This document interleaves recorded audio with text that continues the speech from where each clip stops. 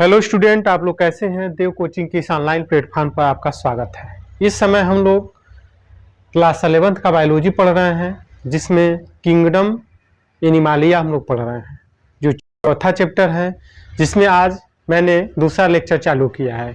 इस लेक्चर में आज हम लोग देखेंगे कि कौन कौन से कैरेक्टरिस्टिक्स फीचर्स हैं जिसके आधार पर एनिमल किंगडम को अलग अलग फाइला में डिवाइड किया गया है। आपको मैंने बताया था कि अब तक जो है अकॉर्डिंग टू एनसीईआरटी देखें तो उसमें 11 फाइला का डिस्कशन किया गया है, जिसमें आपका पोरीफेरा है जिसको स्पॉन्जेस कहते हैं, निडेरिया है जिसको सिलेंट्रेट्स कहते हैं, जिसका दूसरा नाम है। तीसरा फाइलम टिनोफोरा, चौथा Platyhelminthes, Aschelminthes, Annelida, Arthropoda, Mollusca, Echinodermata, Hemichordata and Chordata है। ठीक है, इसका मैं डिस्कशन कर चुका हूं। एक एक करके हम लोग पूरा डिटेल स्टडी करने वाले हैं। अब हम लोग देख रहे हैं कि कौन कौन से कैरेक्टरिस्टिक्स फीचर्स हैं जिसके अकॉर्डिंग हम एनिमल को अलग अलग फाइला में डिवाइड किए हैं।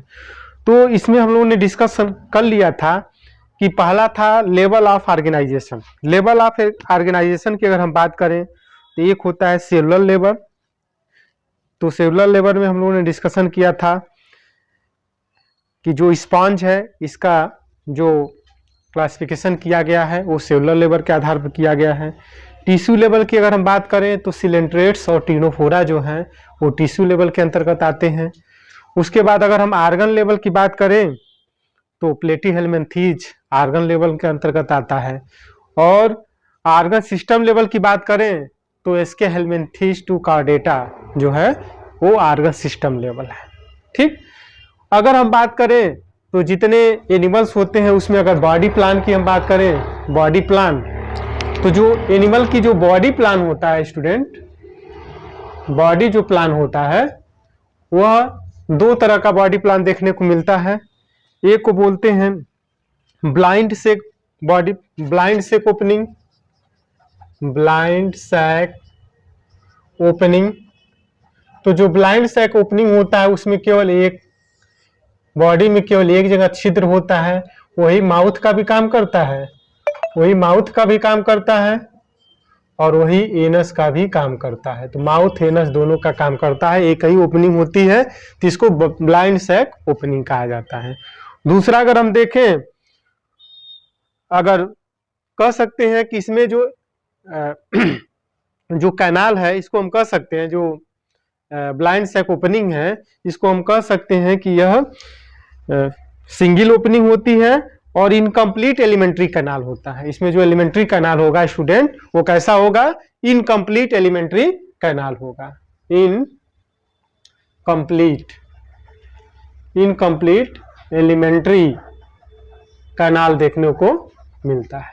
अगर दूसरा हम देखें तो दूसरा जो होता है उसको हम बोलते हैं tube within tube plan, tube within tube plan. तो tube within tube plan जो होता है उसमें क्या होता है कि दो तरह की ओपनिंग होती है।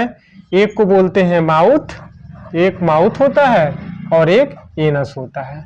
तो यह देखेंगे तो आप एस्केहेल्मिन्थीज टू आप कॉर्डेटा देखेंगे तो एस्केहेल्मिन्थीज टू कॉर्डेटा में tube within tube body plan देखने को मिलता है।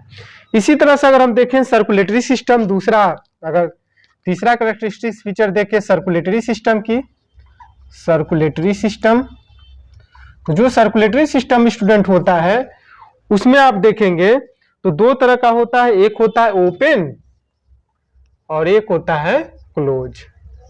एक होता है ओपन और एक होता है क्लोज।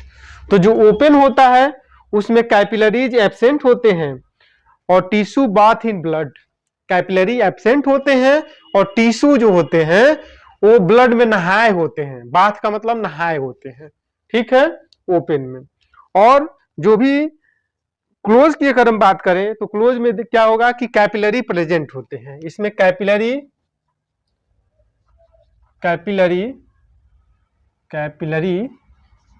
इसमें प्रेजेंट होता है, एब्सेंट होता है, एब्सेंट होता है। और इसमें क्या होता है स्टूडेंट, कैपिलरी प्रेजेंट होता है।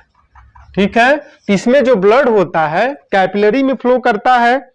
ठीक है, और आप देखेंगे कॉर्डेटा हो गया, एनेलिडा एक्सेप्शन है, एनेलिडा में लीच इसका एक्सेप्शन है, नहीं तो आप देखेंगे एस्केलमेंथीज से लेकर के जो कॉर्डेट्स होते हैं इसमें मैक्सिमम में देखेंगे तो क्लोज सर्कुलेटरी सिस्टम होता है। हम लोगों में भी जो सर्कुलेटरी सिस्टम होता है क्लोज होता है।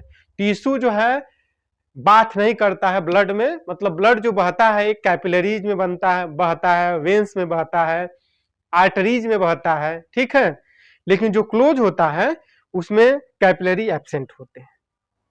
ठीक है, अगर हम देखें हेमिकार्डेटा मोलस्का, हेमिकार्डेटा में मोलस्का में स्पेशली जो ऑक्टोपस होता है उसमें सिफेलोपोडा में एब्सेंट होता है।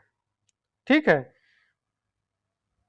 बाकी जितने आर्थ्रोपोड्स होते हैं, ठीक है, जितने आर्थ्रोपोड्स होते हैं मैक्सिमम में आप देखेंगे तो क्लोज टाइप का देखने को मिलता है। अगर हम बात करें सिमेट्री की, अगर हम बात करें स्टूडेंट सिमेट्री की, तो सिमेट्री भी जो है वो तीन तरह की सिमेट्री देखने को मिलती है। एक होता है एसिमेट्रिकल, एक होता है रेडियल सिमेट्री, एक होता है बाइलेटरल सिमेट्री। ठीक है स्टूडेंट, तो इसके बारे में हम लोग जानते हैं कि जो पोरिफेरंस होते हैं उसमें एसिमेट्रिकल होता है, जो रेडियल सिमेट्री आप देखेंगे तो सिलेंट्रेटा में और रेडल्ट इकाइनोडर्मेटा में रेडियल सिमेट्री देखने को मिलता है, और बाइलेटरल सिमेट्री जो है प्लेटीहेलमिन्थेस टू कॉर्डेटा में देखने को मिलता है। और इसका एक एक्सेप्शन लार्वा है इकाइनोडर्मेटा का, उसमें भी बाइलेटरल सिमेट्री देखने को मिलता है। अब नंबर ऑफ जर्ब लेयर्स के बारे में हम लोग कल के क्लास में डिस्कशन करेंगे। तो मुझे उम्मीद है कि आप लोगों को क्लास समझ में आ रहा होगा। आप लोग अधिक से अधिक लाइक करिए, सब्सक्राइब करिए और अपने मित्रों में अधिक से अधिक शेयर करिए। थैंक यू, धन्यवाद।